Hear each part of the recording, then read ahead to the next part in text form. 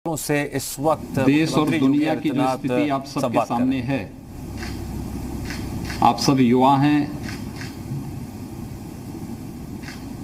पढ़े लिखे हैं, विभिन्न प्रतियोगी परीक्षाओं की तैयारी कर रहे हैं। तो वैश्विक महामारी कोरोना की संवेदनशीलता और इसके संक्रमण से भी परिचित हो गए होंगे।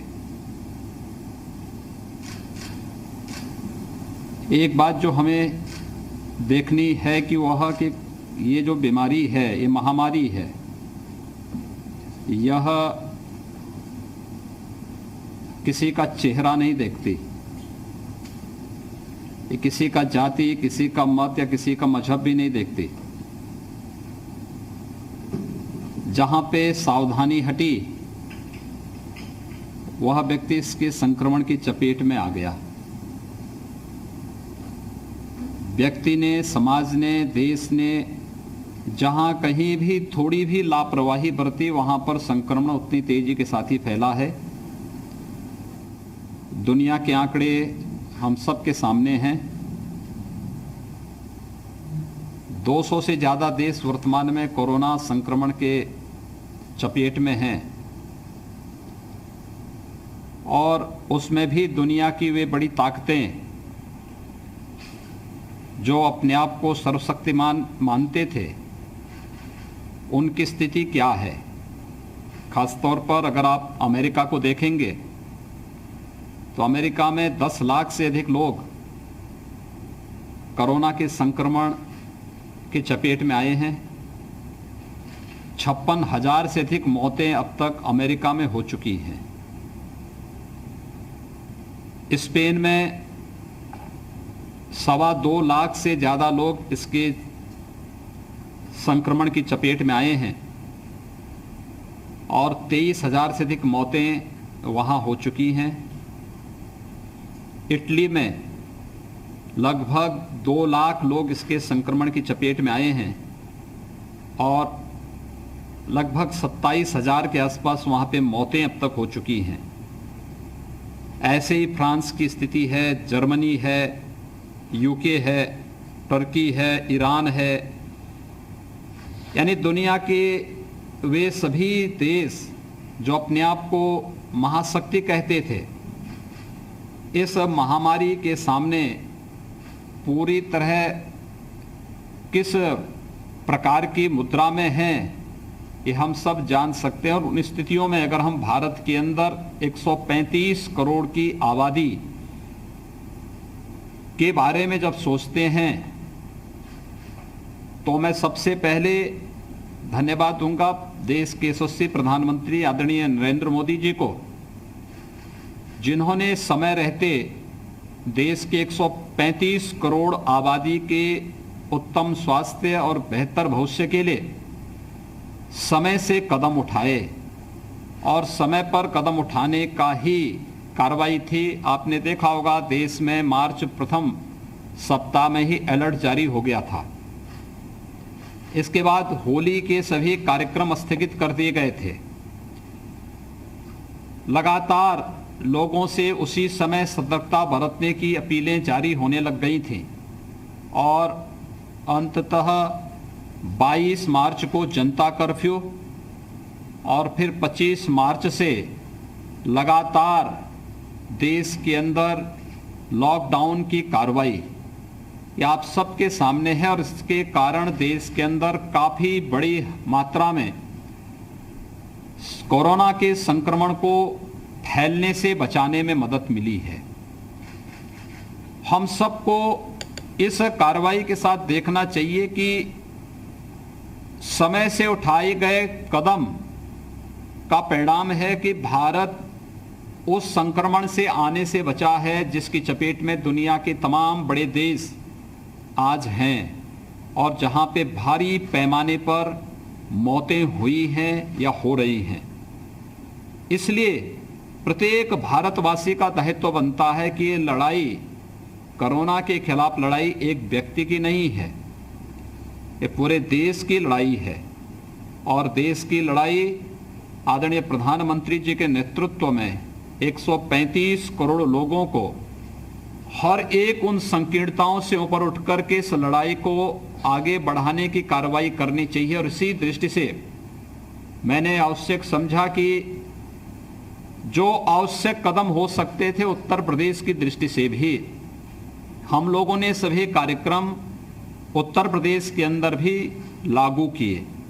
खासतौर पर अगर मैं उत्तर प्रदेश की जब बात करता हूं तो हम लोगों ने भी मार्च प्रथम सप्ताह में अलर्ट घोषित कर दिया था पूरे प्रदेश में।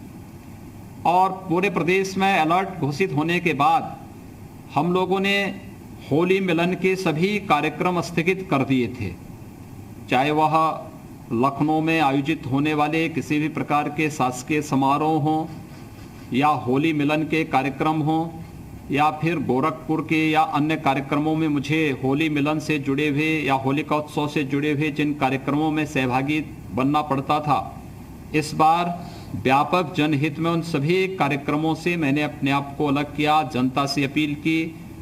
और उसका परिणाम आज देखने को मिल रहा है, जब देश के अंदर बहुत सारे राज्यों में संक्रमण तेज फैला है, लेकिन उत्तर प्रदेश जो देश की सबसे बड़ी आबादी का प्रदेश है, यहाँ की 23 करोड़ जनता को काफी बड़े पैमाने पर संक्रमण से हम लोगों ने बचाने में सफलता प्राप्त की। लेकिन हमारे सामने चैलेंज बना हुआ था, क्योंकि 25 से लॉकडाउन प्रारंभ हुआ। हमारे यहाँ 22 को जनता कर्फ्यू के साथ ही हम लोगों ने 16 जनपदों में 22 के बाद 23 मार्च से ही लॉकडाउन की कार्रवाई प्रारंभ कर दी थी और वे जनपद अभी भी लगातार लॉकडाउन के साथ जुड़े हुए हैं।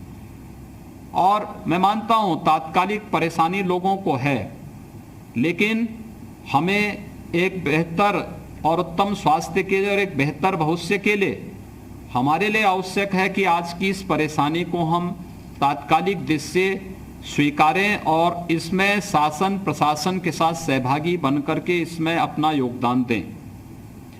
और इसी कार्यक्रम को आगे बढ़ाने के लिए मेरे सामने जो सबसे बड़ा चैलेंज था कि लॉकडाउन की कार्रवाई प्रारंभ होने के तीसरे दिन ही बड़े पैमाने पर दिल्ली, हरियाणा और अन्य राज्यों से उत्तर प्रदेश के प्रवासी जो कामगार और श्रमिक थे, इनका वहां से पैदल ही चलना हो गया। और वे पैदल ही जब उत्तर प्रदेश की ओर अपना रुख किए तो इन्हें इनके घरों तक पहुंचाने की कार्रवाई और सुरक्षित उनके गंतव्य तक पहुंचाने, उन्हें वहां पर इंस्टीट्यूशनल क्वारंटाइन में रखना और फिर उस क्वारंटाइन के माध्यम से उन्हें वहां पर सभी आवश्यक सुविधाएं उपलब्ध कराने की कार्रवाई करना, ये सभी कार्य हम लोगों को वहां पर करने थे। और पहले ही चरण में जो एक सबसे बड़ी परीक्षा हमारी थी कि लगभग 4 लाख लोग जो उस दौरान उत्तर प्रदेश में आए, इन सभी को हमने सुरक्षित इनके जनपद में, इनके गांव में इन्हें हमने क्वारंटाइन में रखा, शेल्टर होम में रखा। वहां पर इनके लिए सुरक्षित आवास की व्यवस्था, भोजन आदि की व्यवस्था, दवा आदि की व्यवस्था की। और उसमें मुझे प्रसन्नता है कि लगभग 1.5 महीने के दौरान उत्तर प्रदेश में लगभग 6 लाख से अधिक ऐसे कामगार और श्रमिक आए जिन्हें हम सुरक्षित आज होम क्वारंटाइन में उनके घर में भेजे हैं। और ये सभी संक्रमण से मुक्त हैं, किसी भी प्रकार का कोई कोरोना का या किसी भी प्रकार का संक्रमण उसमें नहीं। और उसमें से बहुत सारे लोग तो वर्तमान में उत्तर प्रदेश के विभिन्न कार्य में लगे हुए हैं, लग चुके हैं, अपना कारोबार या काम धाम उन्होंने शुरू कर दिया है। मेरे सामने दूसरा चैलेंज था कि जो हमारे छात्र हैं, जो विभिन्न प्रतियोगी परीक्षाओं की तैयारी के लिए, कोई आईआईटी की तैयारी कर रहा है, कोई नीट की तैयारी करने के लिए कोटा गया है और परिवार से दूर कोटा में रह करके उनके सामने जो परिस्थिति है लॉकडाउन के दौरान, ऐसे 11,500 से अधिक अपने उन युवा साथियों को सुरक्षित इस माहौल में उनके घरों तक पहुंचाने की कार्रवाई करना एक चैलेंज था, लॉकडाउन था। उस सब के बावजूद बहुत सारी जगह इसके बारे में विरोध भी था, लेकिन उन सभी को पहुंचाना था। इसके लिए फिर हम लोगों ने एक कार्य योजना बनाई और भारत सरकार के साथ संवाद स्थापित किया, राजस्थान सरकार के साथ संवाद स्थापित किया और फिर आप लोगों को सुरक्षित आपके घरों तक पहुंचाने की कार्रवाई प्रारंभ की। हरियाणा के अंदर रह रहे हमारे 11,000 से अधिक जो प्रवासी श्रमिक हैं, इन सभी को सुरक्षित वापस लाने की कार्रवाई ये हम लोगों ने आज प्रातः काल तक संपन्न किया है। अभी देश के अन्य भागों में भी जो भी उत्तर प्रदेश का वासी है उसे सुरक्षित लाने की कार्रवाई और उनके स्वास्थ्य परीक्षण की कार्रवाई भी युद्ध स्तर पर पूरे उस पर हम लोग यहाँ पर कर रहे हैं। हम लोगों ने प्रयास किया हर एक कार्य को अलग अलग प्रकार की टीम बनाने की कार्रवाई। इसमें मेरे मंत्रिमंडल के सहयोगी भी सहभागी बने, मेरे साथ नीति निर्धारण करने में उनका योगदान। जो नीतियां हम शासन स्तर पर बनाते थे, प्रशासनिक मशीनरी के द्वारा उसको प्रभावी क्रियान्वयन हो सके, इसके लिए भी हम लोगों ने अलग अलग टीमें बनाई। सभी लोगों को अलग अलग जिम्मेदारी दी गई।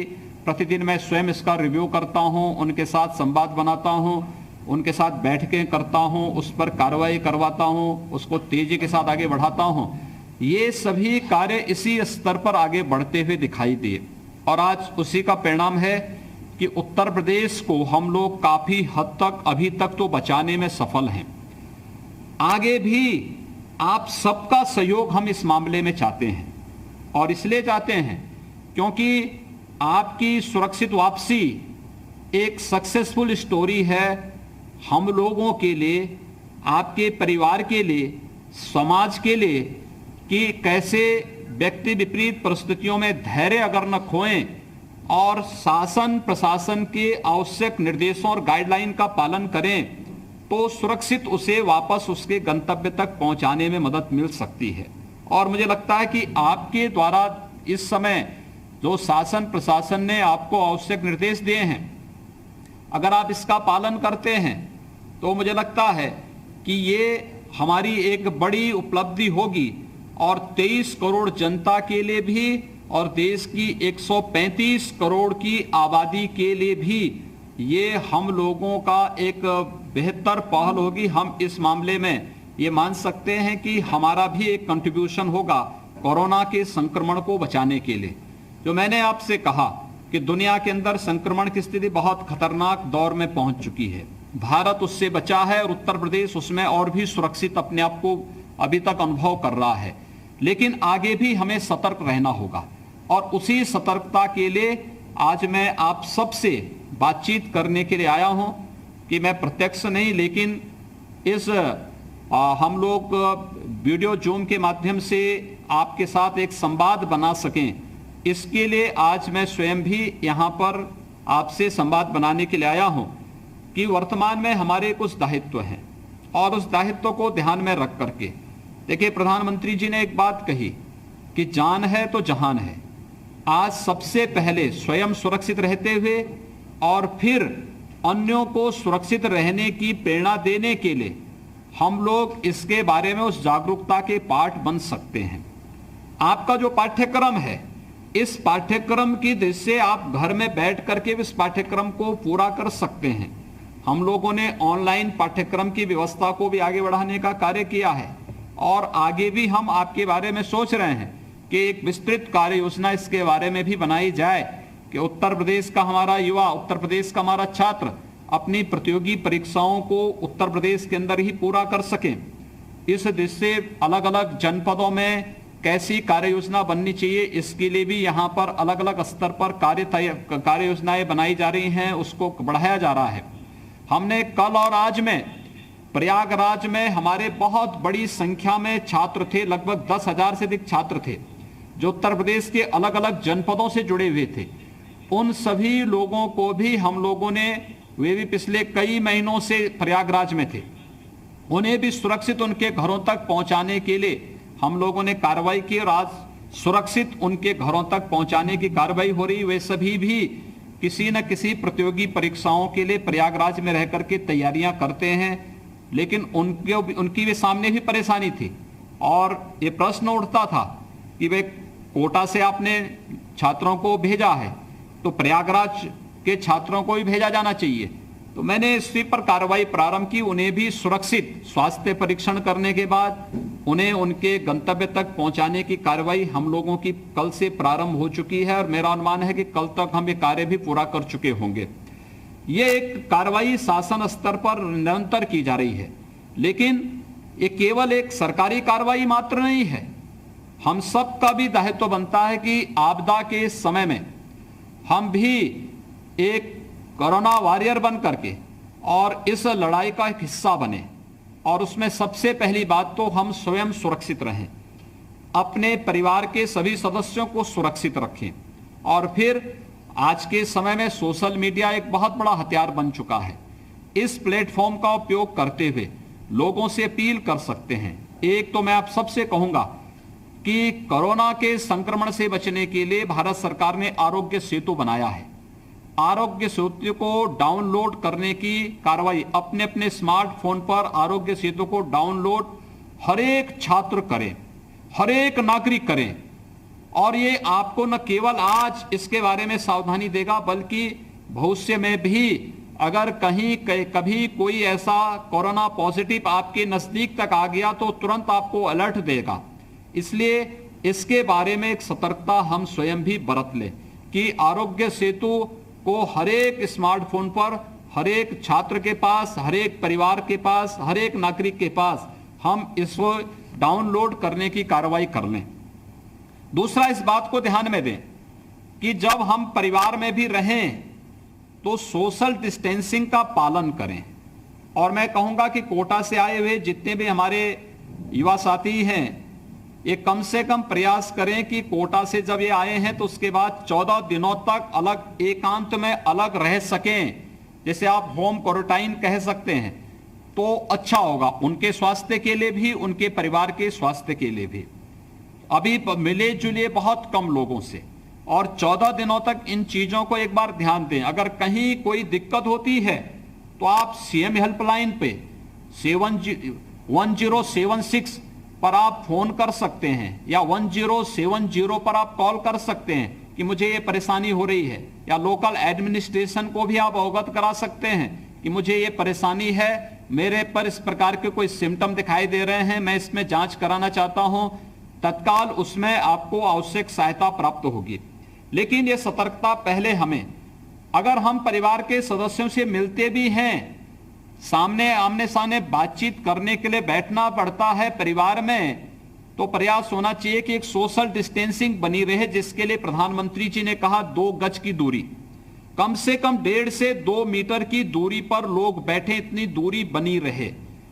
इसके अलावा प्रयास करें कि हम मास्क का इस्तेमाल करें। अगर आप बातचीत परस्पर घर में बातचीत भी कर रहे हैं, मास्क का इस्तेमाल उस समय आप करेंगे। अगर अकेले बैठे हैं तब मास्क लगाना बहुत आवश्यक नहीं, लेकिन अगर आप घर में परिवार के किसी सदस्य से बातचीत कर रहे हैं तो मास्क का इस्तेमाल करें। या परिवार का कोई सदस्य घर के बाहर निकलता है और किसी सामान को खरीदने के लिए, सब्जी के लिए, दूध के लिए, खाद्यान्न के लिए, किसी आवश्यक सामग्री की खरीद फरोख्त के लिए बाहर निकलता है, तो उस दौरान मास्क का इस्तेमाल अवश्य करें। मास्क हो या फिर कोई फेस कवर हो, गमछा भी हो सकता है, कोई तौलिया साफ सुथरा हो, उसको भी मुंह पर लपेट करके, आप साफा आदि को भी लपेट करके, गमछा आदि को भी मुंह पे लपेट करके बाहर निकलें।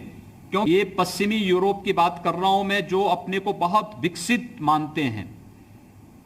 उत्तर प्रदेश की आबादी अगर आप देखेंगे तो उत्तर प्रदेश की आबादी है 23 करोड़, और 23 करोड़ में अभी तक हमारे यहां जो संक्रमण की स्थिति है वह है कुल 1900, और मौतें हुई हैं कुल 31। यानी यूरोप की तुलना में हम लोगों ने काफी हद तक इसको नियंत्रित किया है। ऐसे ही अगर अमेरिका और भारत की तुलना आप करें, भारत की आबादी है 135 करोड़, और 135 करोड़ की आबादी में हमारे देश में कुल कोरोना संक्रमित हैं 29,000, और अगर आप देखेंगे तो मौत हुई है कुल 900। अगर अमेरिका में आप देखेंगे तो अमेरिका की कुल आबादी है 33 करोड़, और 33 करोड़ में संक्रमित हैं, कोरोना से संक्रमित हैं 10 लाख से अधिक लोग, और मौत हुई है 56,000। यानी बहुत बड़ा अंतर है। और ये कोरोना वायरस के संक्रमण से बचने का जो अब तक मंत्र प्रधानमंत्री जी ने हमें दिया है, वो सचमुच दो ही इसके मंत्र हैं। एक, लॉकडाउन को सफलतापूर्वक लागू करना, इससे हमें तात्कालिक समस्याएं हो सकती हैं, लेकिन यह हमारे उत्तम स्वास्थ्य और बेहतर भविष्य के लिए आवश्यक है। और दूसरा, सोशल डिस्टेंसिंग, हम थोड़ी दूरी करके बैठेंगे, एक प्रकार से फिजिकल डिस्टेंसिंग जिसे आप कह सकते हैं, ये दूरी बनाना। अगर हम बातचीत करते हैं परिवार के अंदर भी, तो मास्क या फेस कवर लगा करके ही बातचीत करें, या अगर बाहर किसी आवश्यक कार्य से निकलना ही है तो उन स्थितियों में परमिशन के साथ साथ मास्क या फेस कवर लगा करके ही हम बाहर निकलें। ये चीजों का पालन अगर हम करते हैं तो बहुत बड़ा कार्य हो सकता है। दूसरा, आरोग्य सेतु को डाउनलोड करना, स्वयं भी, परिवार के सभी सदस्यों को, अपने मित्रों को, अपने दोस्तों को, सभी लोगों को इसके प्रति जागरूक करना, और कोरोना से बचाव के जो उपाय आरोग्य सेतु के माध्यम से दिए गए हैं हम उसका पालन करें। दूसरा, ये आपको कहीं अगर आप बाहर निकले और कोई कोरोना पॉजिटिव का व्यक्ति आपके नजदीक आ रहा है तो ये तुरंत आपको अलर्ट करेगा, आपका स्मार्टफोन आपको अलर्ट करने लग जाएगा कि कोरोना पॉजिटिव का एक केस आपके नजदीक है, और फिर आप उसकी सूचना तत्काल अपने पास, अपने स्वयं के बचाव के लिए भी और प्रशासन के संज्ञान में भी, इस बात को लाने में भी आप अपना योगदान दे सकते हैं। ये एक बड़ा कार्य आपके द्वारा हो सकता है। मैं एक बार फिर चाहूंगा कि सभी जो हमारे कोटा से आए हुए छात्र हैं, ये सभी जो है इस दौरान अपने घर में रह करके अपनी प्रतियोगी परीक्षाओं की तैयारी करें। बहुत सफलतापूर्वक इस कार्यक्रम को हम वहां पर अपने घरों में रह करके इसका अपने इस प्रतियोगी परीक्षाओं की तैयारी के कार्यक्रम को आगे बढ़ाएं, इसको देखें। साथ साथ सोशल मीडिया के प्लेटफॉर्म में अगर आप हैं तो अच्छे कार्यों को आगे बढ़ाने, आरोग्य सेतु के बारे में लोगों के मन में जागरूकता पैदा करने, सुरक्षित रूप से इस विपत्ति के समय जो कोटा के दौरान आपके सामने समस्या थी, उस दौरान आपके धैर्य के कारण अगर आप उतावलेपन में कोई कदम उठाते, आपके स्वास्थ्य के लिए खतरनाक हो सकता था। बहुत सारे लोग जो कदम उठा रहे हैं कि पैदल ही चल जा रहे हैं, आखिर क्या स्थिति हो रही है कि पैदल चल रहे हैं, पता लगा रास्ते में चलते चलते चलते एक समय के बाद वह वहीं रास्ते में दम तोड़ दे रहा है।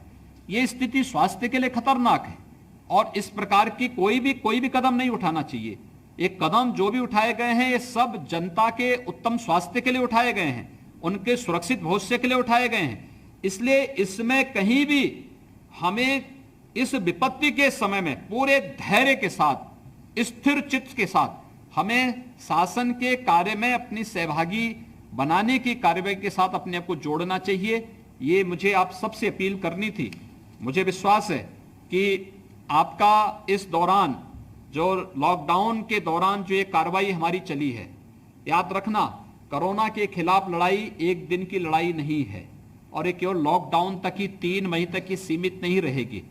हमें इसका पालन आगे भी करना होगा।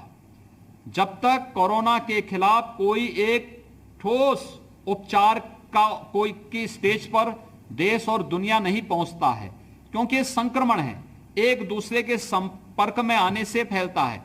इसलिए उन स्थितियों के लिए हमें तैयार रहना होगा और उन स्थितियों को के लिए तैयार रहने के लिए आज आप सबको सावधान करने के लिए ही मैं आया हूं कि हम अपने घर में बैठकर इन प्रतियोगी परीक्षाओं की तैयारी करें और प्रतियोगी परीक्षाओं की तैयारी के साथ साथ ऑनलाइन जो पाठ्यक्रम प्रारंभ हुए हैं हम उनको भी देखें।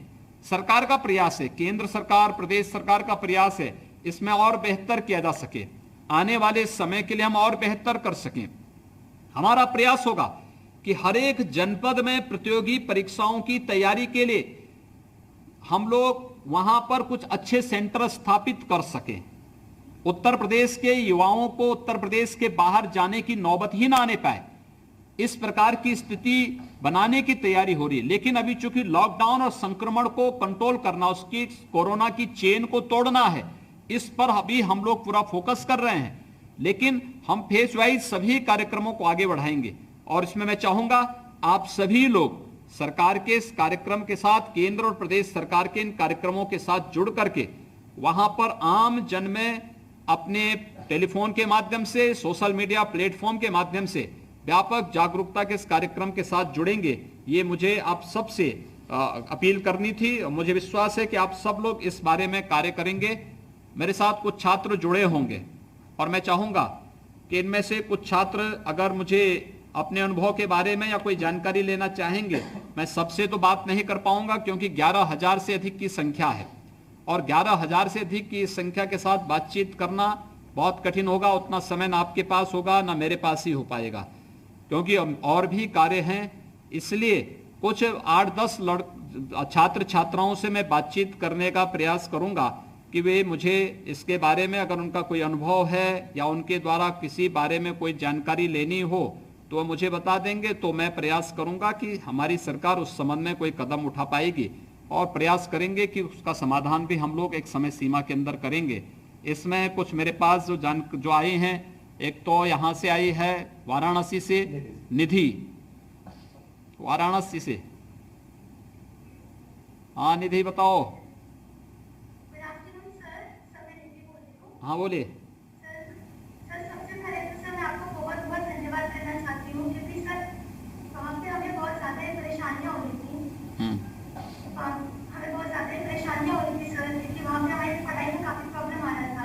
तो कहीं ना कहीं आपने हमें वहाँ से इतना सेफली यहाँ पे पहुँचाया, तो उसके लिए मैं बहुत बहुत धन्यवाद करना चाहती हूँ। सर मेरा सवाल ये है कि जैसे कि आज हम देखते हैं कि आज, हाँ बताएं, बोलिए बोलिए। हाँ तो सर मेरा सवाल ये है कि जैसे हम आज देख रहे हैं कि आज भी कई लोग ऐसे बड़ी महामारी होने के साथ भी वो इतने सारे ऐसे फिल्म फिक्स कर रहे हैं। तो मैं एज ए मेडिकल एस्पायरेंट और as a citizen of India हमें इस महामारी से क्या सीखनी चाहिए, क्योंकि भविष्य में जब ये महामारी खत्म होगी तब भी हमें अपने रोजमर्रा लाइफ में कुछ ना कुछ चीजें सीखनी होंगी, इससे कुछ ना कुछ चीजें समझना होगा ताकि हम अपने आगे भी इससे बच सकते हैं। हमेशा अपनी जिंदगी में कोई ऐसे स्टेप अपनाए कि वो हमेशा सेफ रहें। तो ऐसे कौन से स्टेप में कि हम भी भविष्य में भी एक वॉरियर बन सके, जैसे हम आज भी वॉरियर हैं, लेकिन आने वाले भविष्य में भी हम हमेशा एक वॉरियर ऐसे रहेंगे, कभी हमें इस महामारी का सामना दोबारा करना है। देखिए आपने बहुत अच्छी बात कही है और देखिए आप सबकी सुरक्षा हम सबका हमारा दायित्व है और इसलिए हम लोगों ने ये कदम उठाया। मैं मानता था कि हमारे इस कदम से और कुछ बहुत सारे लोगों को थोड़ा उसमें आपत्तियां थी लोगों ने, लेकिन अपने प्रदेश के युवाओं के हित में, प्रतियोगी छात्रों के हित में हमें ये रिस्क लेना पड़ा।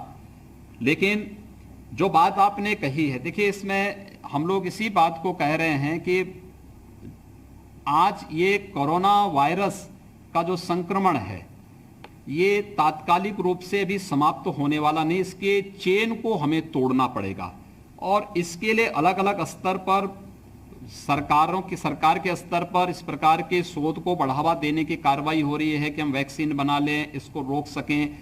लेकिन उस सब के बावजूद भी हम इस बात को देखे हैं कि इम्यूनिटी सिस्टम जिसका अच्छा है, खासतौर पर भारत में इसका संक्रमण अभी कम भी इसलिए है, एक तो समय पे सरकार की कार्रवाई, दूसरा प्रकृति के साथ हमारे पूर्वजों ने जो तारतम्य स्थापित किया है उस प्रकृति के साथ हमारे तारतम्य का भी एक प्रभाव है कि हम लोग प्रकृति के जितने नजदीक होंगे, प्रकृति संरक्षण के जितने समर्थक होंगे और प्रकृति को जितने अच्छे ढंग से हम लोग उसकी सेवा कर सकेंगे, उसकी सुरक्षा कर पाएंगे, उतना ही हम स्वयं को सुरक्षित करते हैं। और इसके लिए आवश्यक है कि हम लोगों ने पहले से ही इस बारे में, हमारे पूर्वजों ने भी इसके प्रति हमें हमेशा सचेत किया। उसके साथ ही हम लोग स्वयं की सुरक्षा के लिए भी आयुर्वेद ने बहुत सारे ऐसे बातें खान पान की बताई हैं जो हमारे इम्यूनिटी सिस्टम को बहुत मजबूत करता है और इस प्रकार के वायरस से लड़ने की एक ताकत हमें देता है। हमने देखा है, यानी अभी हमारे पास जितने संक्रमण के केसेज हैं 1900 से ज्यादा उत्तर प्रदेश में वर्तमान में हैं और इसमें हमारे पास 70 से 75% केसेज ऐसे हैं जिसमें सिम्टम है ही नहीं, उन लोगों को पता ही नहीं है कि उन्हें कोरोना पॉजिटिव है।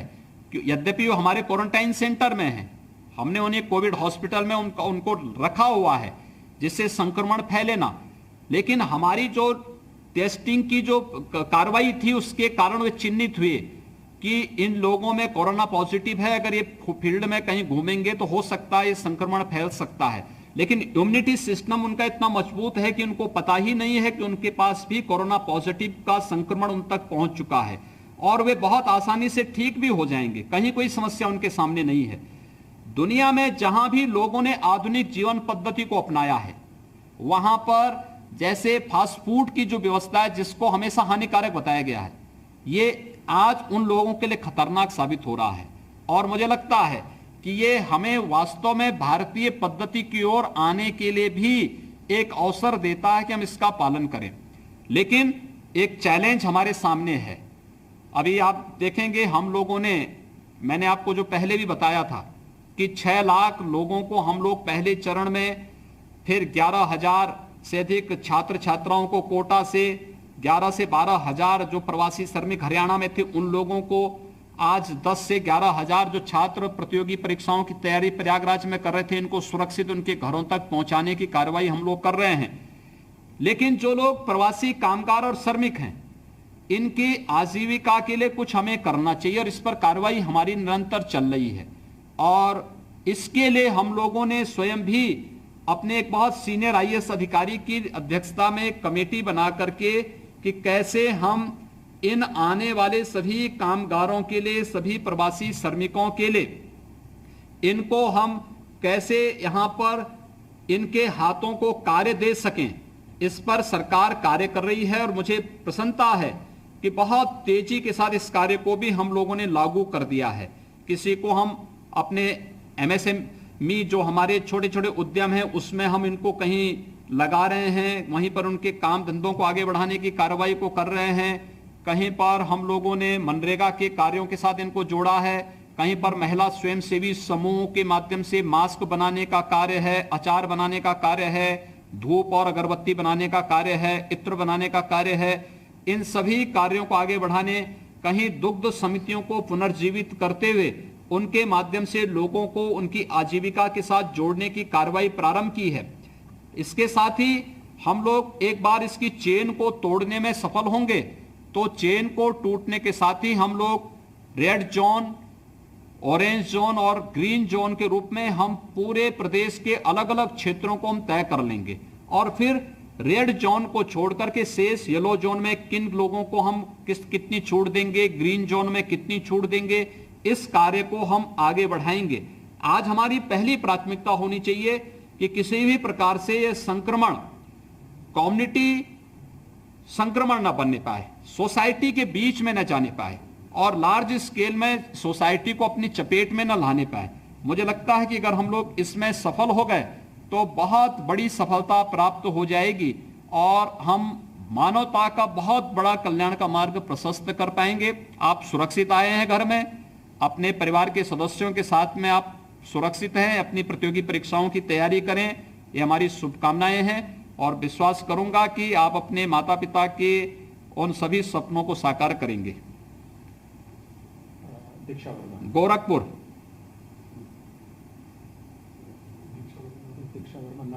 दीक्षा वर्मा, गोरखपुर।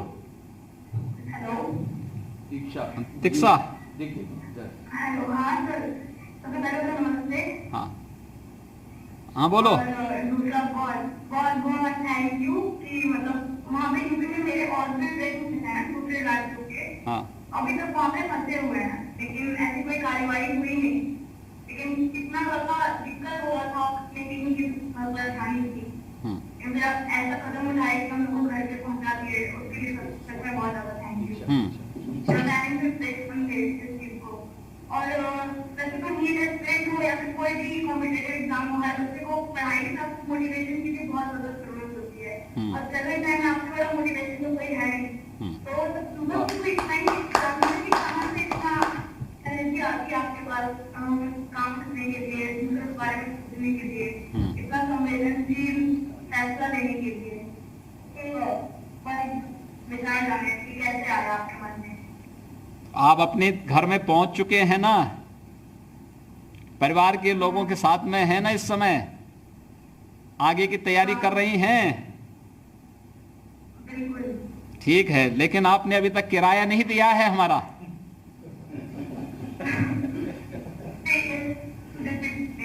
देखिए, आप सुरक्षित रहें और आगे के सभी बच्चे तैयारी करेंगे, वही हमारा किराया है। और देखिए, सरकार का काम केवल सरकार चलाना ही नहीं होता है, ये सरकार के कार्य पद्धति का हिस्सा होता है कि हम एक संवेदनशील और लोक कल्याणकारी भावनाओं को आगे बढ़ाने वाली, जनता के हर सुख दुख में सहभागी बनने वाली व्यवस्था भी दें। इसलिए जब ये संकट आता, आपदा के समय में इस प्रकार की चीजें नहीं देखी जाती हैं और उन स्थितियों में हम लोगों को ये कदम उठाने पड़े। और जब भी और जहां भी ऐसी स्थिति आएगी, हम लोग उसके लिए अपने आप को पूरी तैयारी के साथ करेंगे। मैं आप सभी जितने भी हमारे युवा हैं, सबसे यही कहूंगा कि एक तो अपने माँ बाप के का कहना माने और प्रतियोगी परीक्षाओं की तैयारी घर में रह करके पूरी तन्मयता के साथ करें। और हमारा प्रयास होगा कि हम लोग हर एक जनपद में कुछ न कुछ ऐसे सेंटर स्थापित करें, जिस सेंटर के माध्यम से हम अपने युवाओं को प्रदेश के अंदर ही वह मंच दे सकें। क्योंकि हमारे पास हर एक जगह अच्छी टीम है, उसको मोटिवेट किए जाने की आवश्यकता है। वह अगर कर सकेंगे, मुझे लगता है कि आप सब लोगों को, हमारा प्रयास होगा कि आने वाले समय में पहले हम ऑनलाइन प्लेटफॉर्म के माध्यम से, बाद में फिर वहीं पर अलग अलग सेंटर स्थापित करेंगे, जिससे आपको अपने परिवार के सदस्यों के साथ उनके सानिध्य में रह करके ही प्रतियोगी परीक्षाओं की तैयारी करने में भी मदद मिल सकेगी। और हम उत्तर प्रदेश के अपने इस जो ऊर्जावान हमारी युवा पीढ़ी है, इस युवा पीढ़ी का उपयोग उत्तर प्रदेश के नव निर्माण में हम कर सकेंगे। इस दृष्टि से हम लोग इसका उपयोग भी करना चाहेंगे।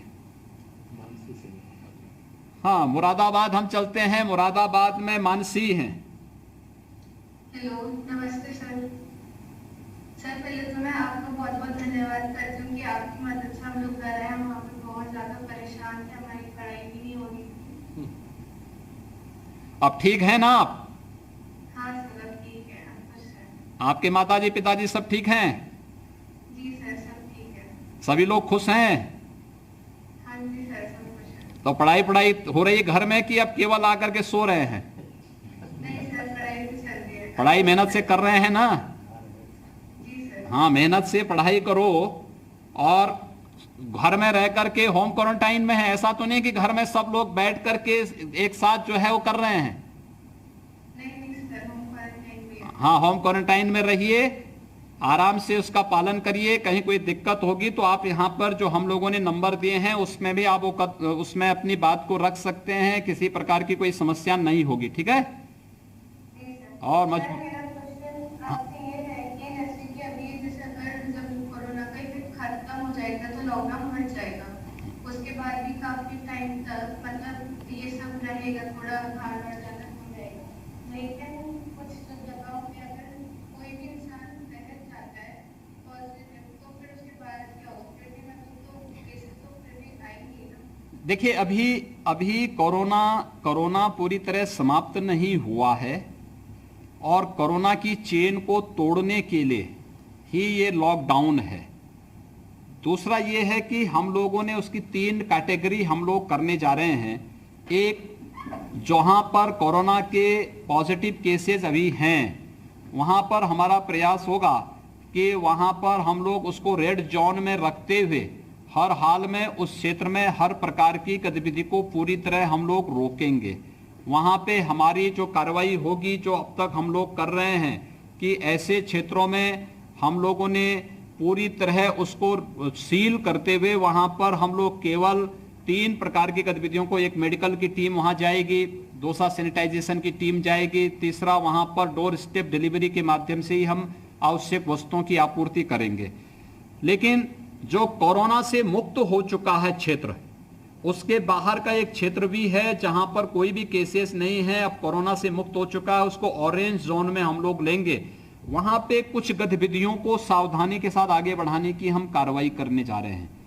तीसरा रेड ग्रीन जोन होगा, जहां पर कोरोना का एक भी मामला नहीं आया है और पूरी तरह सुरक्षित है, वहां पर भी कुछ हम ढील देंगे। इसी बात को लेकर के सरकार इस पर आगे विचार कर रही है, फिर भारत सरकार के साथ इसके बारे में हम लोग चर्चा करेंगे। अगर हर एक व्यक्ति इसमें सहयोग करने लग जाएगा, कोरोना के चेन को तोड़ने में अपना योगदान दे देगा, मेरा मानना है कि कोरोना को भारत अवश्य परास्त कर देगा। और एक बार भारत परास्त करेगा तो दुनिया जैसे आज भारत से प्रेरणा ले रहा कि कैसे भारत ने अपने यहाँ इतनी बड़ी मात्रा में, अमेरिका जैसा देश जिसका हेल्थ सिस्टम बहुत अच्छा है, दुनिया के अंदर सबसे अच्छा है, वहां पर 10 लाख से ज्यादा कोरोना पॉजिटिव पेशेंट हैं। आबादी कुल वहां पर है 33 करोड़। हमारे देश की आबादी है 135 करोड़ और 135 करोड़ में हमारे देश में कुल अभी लगभग 21,000 से ऊपर, हमारे पास 21,000 के आसपास ही हमारे पास कोरोना पॉजिटिव हैं। अमेरिका में 56,000 लोगों की मौत हो गई है। हमारे देश में आबादी ज्यादा है, उस सब के बावजूद मौत के आंकड़े हमारे यहां अभी 900 के आसपास है। यानी भारत ने बहुत अच्छे ढंग से इसको नियंत्रित किया है। लॉकडाउन का उसमें बहुत बड़ा योगदान है और जनता ने प्रधानमंत्री जी के कहने पर जो समर्थन किया है, आज उसका परिणाम है कि भारत सफलतापूर्वक इस कहानी को आगे बढ़ा रहा है। लेकिन अब जनता का दायित्व तो बनता है कि वह इस कार्रवाई में पूरा अपना योगदान दें और निश्चिंत रहें, सरकार हर प्रकार का इंतजाम करने जा रही है। हर प्रकार की सुरक्षा सुविधा, किसी को कठिनाई न हो, वे बच्चे हों, युवा हों, छात्र हों या फिर किसी भी पेशे में काम करने वाले व्यक्तियों, सबके हितों की चिंता करते हुए सरकार आगे कदम बढ़ाने जा रही है। आप लोग छात्र हैं, अपनी प्रतियोगी परीक्षाओं की तैयारी करिए, जो दिशा निर्देश दिए गए हैं उसका पालन करेंगे, कहीं कोई दिक्कत नहीं आएगी। सभी लोग सुरक्षित रूप से अपने भी सुरक्षित रहेंगे, अपने परिवार को भी सुरक्षित करेंगे और फिर अपने प्रदेश और अपने देश को भी सुरक्षित करने की इस मुहिम का हिस्सा बनेंगे। ये मैं आप सबसे यही अपील मेरी है। गाजीपुर कुमारी शालिनी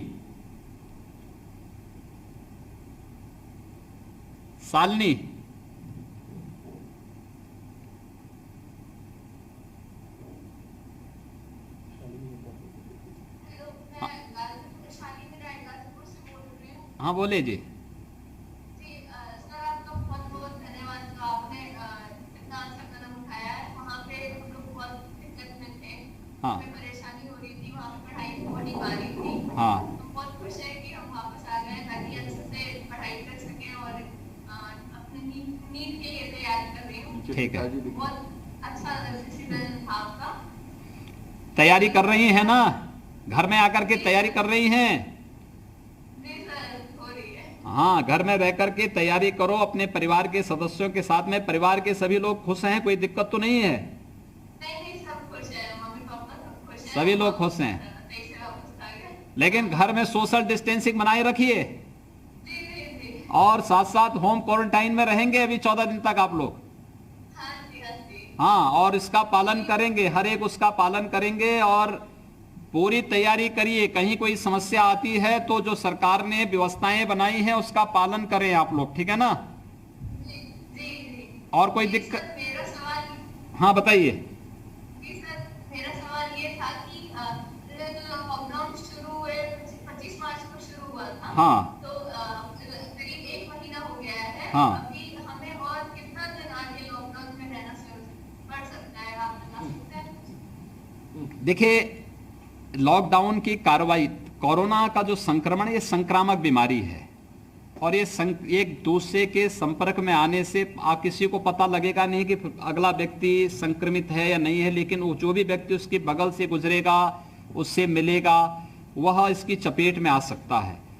इसलिए सबसे पहले इसकी चेन को तोड़ने के लिए ही ये कार्रवाई की जा रही है और 2 ही इसके उपचार हैं। अभी तक दुनिया में इसकी कोई दवा नहीं है, कोई वैक्सीन नहीं है और इसके लिए केवल 2 ही एक माध्यम हो सकते हैं, एक लॉकडाउन और दूसरा सोशल डिस्टेंसिंग।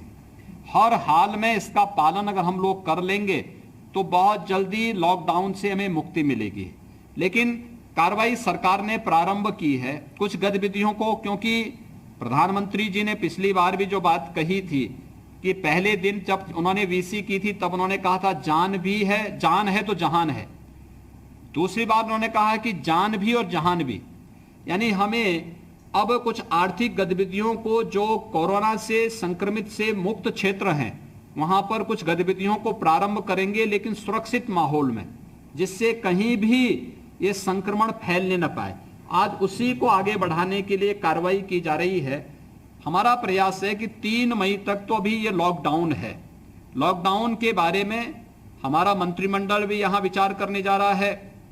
भारत सरकार के साथ हम चर्चा करेंगे, अलग अलग स्तर के लोगों के साथ भी हम इसके साथ संवाद बना रहे हैं, और हमारा प्रयास होना चाहिए कि फेज वाइज फिर हम इसमें कुछ रिलैक्सेशन दे करके कोरोना को भी नियंत्रित करेंगे, आर्थिक गतिविधियों को भी और अन्य कार्यक्रमों को भी सुरक्षित माहौल में आगे कैसे बढ़ा सकते हैं, इस पर भी हम कार्रवाई करेंगे।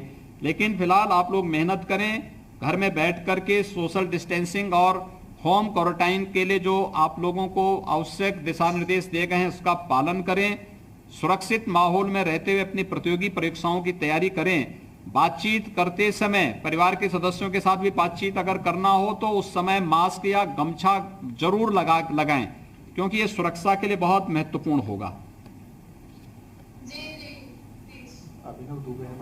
धन्यवाद जी। लखनऊ से अभिनव दुबे। अभिनव जी, लखनऊ। जी नमस्कार सर। नमस्ते जी।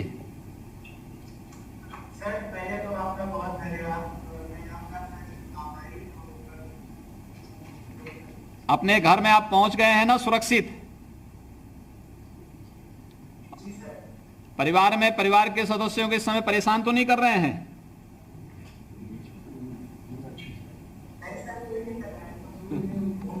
होम क्वारंटाइन में है कि क्रिकेट खेलने के लिए पार्क में निकल रहे हैं?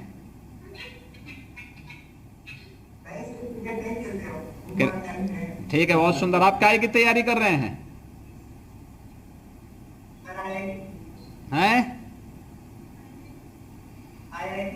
आईआईटी की तैयारी कर रहे हैं आप कोटा में? घर में बैठ करके तैयारी करें, ठीक है? इस दौरान करें और लॉकडाउन का पूरा पालन करें। हाँ बोलिए बोलिए, अभिनव बताओ। एक क्वेश्चन है हमारा। हाँ बताइए। जी सर, मैं सर गांव से बिलोंग करता हूं, तो गांव में सर मुझे लगा है सर कि जागरूकता थोड़ा कम है, लोग सर घरों के बाहर निकल रहे हैं। देखिए, गांव में संक्रमण अभी ना के बराबर है, और गांव में लोगों ने अपनी तैयारी बहुत अच्छे स्तर पर की है। हम लोगों ने देखा है जब 28-29 मार्च को अचानक दिल्ली और अन्य राज्यों से भारी पैमाने पर प्रवासी श्रमिक वहां से आना प्रारंभ किए, तो हम लोगों के सामने चैलेंज था। हम लोगों ने गाड़ियां लगाई, उनके लिए तमाम शेल्टर्स भी बनाए, कुछ लोगों को गांव पहुंचाने की तैयारी की जा रही थी, लेकिन गांव के लोगों ने स्वयं बैरियर लगा करके गांव के बाहर ही स्कूल में रहने की व्यवस्था उनकी करवाई। मुझे लगता है ये अवेयरनेस है गांव के अंदर की। लेकिन फिर भी अगर कहीं पे कोई समस्या है तो आप जैसे लोगों को, पढ़े लिखे लोगों को बताना चाहिए, उन लोगों को कि गांव के लोगों को ही बताए जाने की आवश्यकता है कि ये कितना महत्वपूर्ण है लॉकडाउन का पालन करना। और अगर घर में रहेंगे छोटे, अगर 1-2 व्यक्ति, अगर खेती, इस समय खेती किसानी का कार्य चल रहा है तो उसी के लिए लोग निकल रहे होंगे, सरकार ने उनको परमिशन दी है, उसमें भी सोशल डिस्टेंसिंग का पालन करने के लिए उनको कहा जा रहा है। लेकिन अभी गांव में संक्रमण कम है और हमारा प्रयास है कि संक्रमण न रहे, इस पर हमारा पूरा जोर है।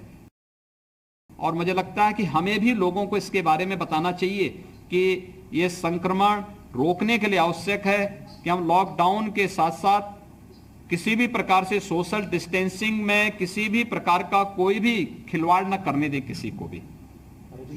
अमन सिंह है लखनऊ से। धन्यवाद जी। अमन, लखनऊ।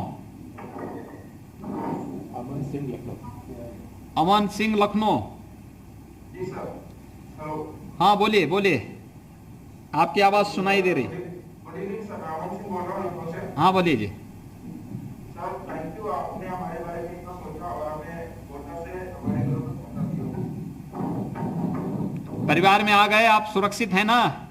जी सर, हम परिवार में पहुंच चुके हैं, परिवार में पहुंच चुके हैं और सुरक्षित हैं, और आपके गवर्नमेंट की सारी माता आपके माताजी पिताजी सब खुश हैं?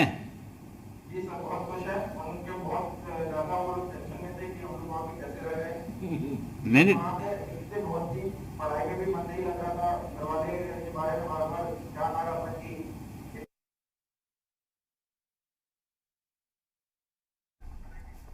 तो फिलहाल ये बता दें आपको, CM Yogi Adityanath video conferencing के जरिए उन छात्रों से मुखातिब हो रहे थे जिन छात्रों को लाया गया है कोटा से, और ये उनसे पूछा जा रहा था कि फिलहाल अब वो कैसा फील कर रहे हैं। और ये भी कहा जा रहा है सीएम की तरफ से कि लड़ाई सीमित नहीं है, इसको मिलकर लड़ना होगा। दुनिया भर में फैले कोरोना संक्रमण को लेकर अब बातचीत जो है वो यहाँ पर मुख्यमंत्री द्वारा उन छात्रों से की जा रही थी जो कि कोटा में फंसे हुए थे। हालांकि अभी भी जो छात्र वहां पर हैं उनको लाने की कोशिशें जो हैं वो चल रही हैं, यानी कि कोई भी छात्र उत्तर प्रदेश का वहां ना छूटे, इसको लेकर प्रतिबद्ध हैं सीएम योगी आदित्यनाथ। और फिलहाल छात्रों से उनका हालचाल भी जान रहे थे, और ये भी मुख्यमंत्री द्वारा कहा जा रहा था कि कोरोना की जो लड़ाई है वो सबको साथ मिलकर लड़नी है। उनसे संवाद किया जा रहा था कि परिवार अब जो है वो कैसा महसूस कर रहा है, क्योंकि जो छात्र कोटा में फंसे हुए थे उनकी तरफ से भी लगातार ये अपील की जा रही थी कि उनके प्रदेश में उनको वापस जल्द से जल्द बुला लिया जाए। और इसीलिए मुख्यमंत्री की तरफ से कवायद शुरू की गई, बसेस भेजी गई बाकायदा, उन बसेस में सोशल डिस्टेंसिंग मेंटेन करते हुए उन लोगों को वापस लाया गया।